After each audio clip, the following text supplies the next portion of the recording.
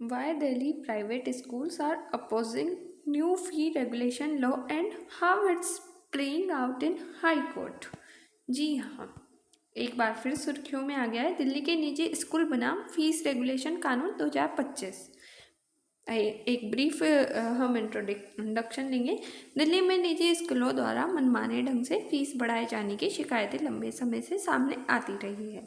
अभिभावकों पर बढ़ते आर्थिक बोझ और पारदर्शिता की कमी को देखते हुए दिल्ली सरकार ने वर्ष 2025 में एक नया फीस रेगुलेशन कानून लागू किया था, लेकिन इस लॉ का प्राइवेट स्कूल्स ने कड़ा विरोध किया है और इसे दिल्ली हाई कोर्ट में चैलेंज किया गया है। ये मामला अब एजुकेशन के राइट टू एजुकेशन, स्कूलों की स्वायत्तता और सरकारी नियंत्रण के बीच एक बड़ा लॉ और नीतिगत मुद्दा बन गया है, कानूनी और नीतिगत।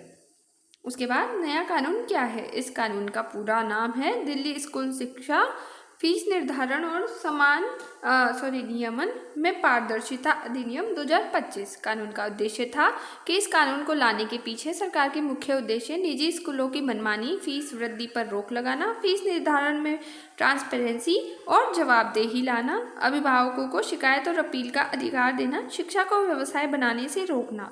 कानून की मुख्य विशेषताएं क्या है? तो फीस निर्धारण समिति, जो कि हर निजी स्कूल में एक समिति बनाई जाएगी जिसमें होंगे स्कूल प्रबंधन के सदस्य, 5 अभिभावक प्रतिनिधि, 3 शिक्षक और शिक्षा निदेशालय का एक पर्यवेक्षक।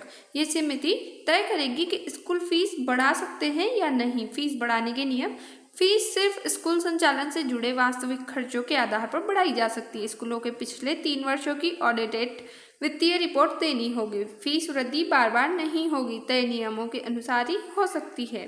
अभिभावकों को अधिकार है कि वो स्कूल से फीस से जुड़ा वित्तीय रिकॉर्ड मांग सकते हैं।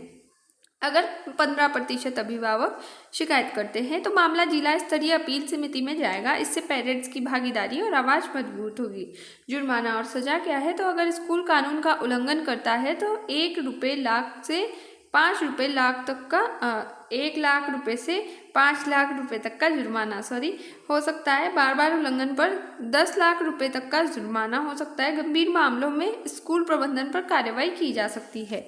निजी स्कूलों ने कानून का विरोध क्यों किया? निजी स्कूलों और उनके संगठनों ने हाई कोर्ट में कानून को चैलेंज करते हुए कहा है कि स्वायत्तता का उल्लंघन हो रहा है। स्कूलों का कहना है ये कानून उनकी प्रशासनिक और वित्तीय स्वतंत्रता छीनता है।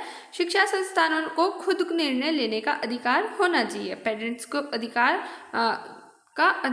स्कूलों का तर्क है कि अभिभावकों को फीस तय करने में निर्णायक भूमिका देना उचित नहीं है। इससे स्कूल प्रबंधन कमजोर होगा।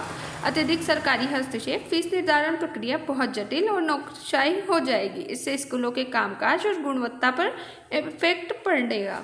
उसी के साथ दिल्ली हाई कोर्ट का रुख है कि अब तक हाई कोर्ट ने फिलहाल कानून पर रोक लगाने से इनकार कर दिया है। सरकार को अपना जवाब दाखिल करने का निर्देश दिया है। फीस नियम समितियां बनाने के लिए समय दिया गया है और अगली सुनवाई तक तय तारीख पर होगी। यानी कानून अभी लागू है, अंतिम फैसला आना बाकी है। ये मामला क्यों महत्वपूर्ण है? ये सिर्फ दिल्ली नहीं, पूरे देश के निजी स्कूलों के लिए मिसाल बन सकता है। शिक्षा में सरकारी नियंत्रण बनाम निजी स्वायत्तता की बहस को आगे बढ़ाता है, अभिभावकों के अधिकार और छात्रों के हितों को केंद्र में लाता है। दिल्ली का फीस रेगुलेशन कानून 2025 शिक्षा व्यवस्था को अधिक पारदर्शी, जवाबदेह और अभिभावक हितैषी बनाने की दिशा में एक बड़ा कदम है। वहीं निजी स्कूल इसे अपनी स्वतंत्रता पर खतरा मान रहे हैं। अब अंतिम निर्णय न्यायपालिका के हाथों में है, जो ये तय करेगी कि शिक्षा में सरकारी नियंत्रण की सीमा कहाँ तक होनी चाहिए। ये मामला आने वाले समय में भारत की शिक्षा नीति और निजी स्कूलों की भूमिका को नई दिशा दे सकता है। जय हिंद, जय भारत। Thanks for watch.